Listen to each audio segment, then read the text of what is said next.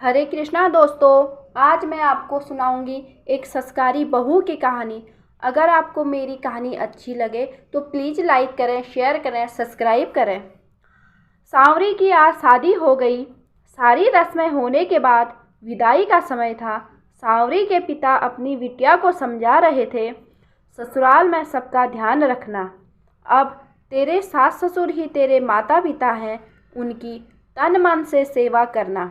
और सांवरी के ससुर श्याम सुंदर की ओर देखकर बोले, बेटी अब यही तुम्हारे पिता हैं, इनकी खूब सेवा करना। अपने बाप की पगड़ी पर दाग मत लगाना। सांवरी अपने पिता के गले लगकर रो पड़ी और उसके पिता ने सिर पर हाथ रख के विदा किया। फिर सांवरी अपनी माँ के गले लगकर रोने लगी। तब सांवरी की भाभी ने बड़ी मुश्किल से संभाला और सांवरी के भाई ने गोद में उठाकर डोली में बिठाया तो सांवरी अपने भाई को छोड़ने के लिए तैयार नहीं थी। भाई के गले लगकर रोने लगी। उसका भाई भी अपनी बहन को गले लगाकर रोने लगा।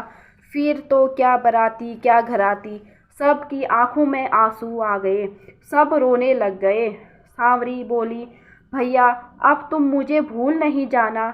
तो उसका भाई कहने लगा, तू तो मेरी रानी बहन है, मैं जल्दी आऊँगा तुझे लेने। फिर सांवरी का भाई सांवरी के पति को देखकर बोला, सांवरी मेरी मासूम सी बहन है, इसका ध्यान रखना और इसको खूब प्यार देना। फिर सांवरी के पति ने बोला, आप चिंता मत कीजिए। फिर सांवरी के भाई ने डोली को कंधे में रखा और गांव के और लड़के भी थे, उन्होंने भी सजी हुई डोली को कंधे में रखा। फिर आधे रास्ते में सजी हुई बैलगाड़ी में सांवरी को बिठाया। सांवरी का पति मौका ढूंढ रहा था, एक बार भी सांवरी की झलक दिख जाए। फिर सांवरी को पानी के लिए पूछा तो सांवरी ने सर हिलाया और बोला, पानी पीना है। फिर सांवरी के पति ने सांवरी को पानी दिया। जब सांवरी पानी पी रही थी उस वक्त श्याम सुंदर ने थोड़ी सी झलक देखी। फिर वह चलने लगे। शाम हो गई थी, बारात नहीं पहुंची घर। तो फिर पंडित से गृह प्रवेश का मुहूर्त निकालने को कहा तो मुहूर्त दूसरे दिन सुबह का निकला। सांवरी को पंडित जी के घर में ही रुकना पड़ा। शाम को बहुत गुस्सा आया पर चुप रहा। भोजन का प्रबंध भी मंदिर में किया था। सांवरी को तो अंदर और शाम को मंदिर के प्रांगण में रात गुजारनी पड़ी।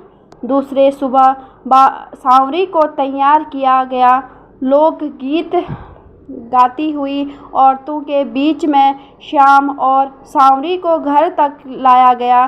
सांवरी की सास बिमला देवी ने बड़ी स्वागत से, बड़ी खुशी के साथ अपने बेटे श्याम और बहू सांवरी को जलवान करवाया।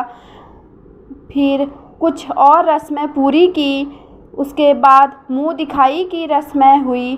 तो मुँह दिखाई की रस्म देर तक चलती रही। जब बिमला देवी अपनी बहू का घूंघट उठाने लगी तो औरतों ने रोका। बहू को पहले नेक क्या दे रही है बिमला देवी। तभी बिमला देवी ने अपने घर की चाबियां बड़े प्यार से सांवरी को दे दी। तो एक बुजुर्ग महिला बोली, बिमला देवी तू अभी से बहू के ऊपर इतनी बड़ी जिम्मेदारी क्यों दे रही है। तो बिमला देवी ने बोला, मैं हूँ ना इसके साथ, हम दोनों मिलके संभालेंगे।